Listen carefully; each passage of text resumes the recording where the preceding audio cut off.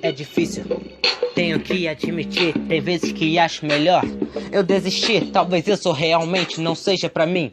Foi burrice minha achar que seria capaz de conseguir o que eu tô dizendo.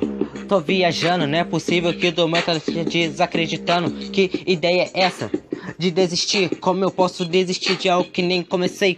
Ou como desistir se nem ao menos tentei? Não posso parar, preciso continuar a minha determinação. Preciso reencontrar burrice de verdade, foi não pensar em parar.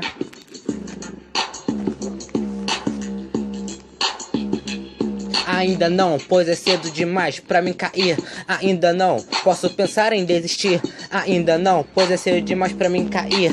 Ainda não, posso pensar em desistir. Agora que eu dei o primeiro passo, eu vou parar. Quando ver meu sonho realizado, pode pá, eu não vou parar por aqui, pois eu tenho vários sonhos e metas para cumprir. Pode pá, eu não vou parar por aqui, pois eu tenho vários sonhos e metas para cumprir.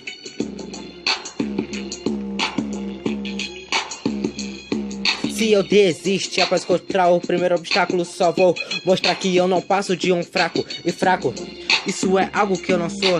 Preste atenção, então se ligou. E fraco, isso é algo que eu não sou. Então preste atenção. Se ligou, tá ao pensar em desistir. Foi um momento de fraqueza, mas me dá um tempo. Tava com várias coisas na cabeça.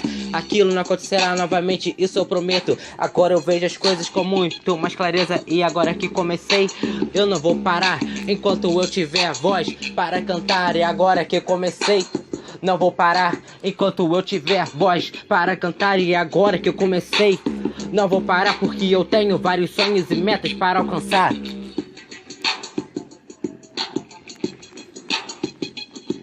E a morte é a única coisa que poderá me calar. E cantarei até no outro mundo se bobear. Porque não existe nada que é capaz de me calar. Porque não existe nada que é capaz de me calar. Então, ainda não, pois é cedo demais pra mim cair. Ainda não, posso pensar em desistir. Ainda não, porque é cedo demais pra mim cair.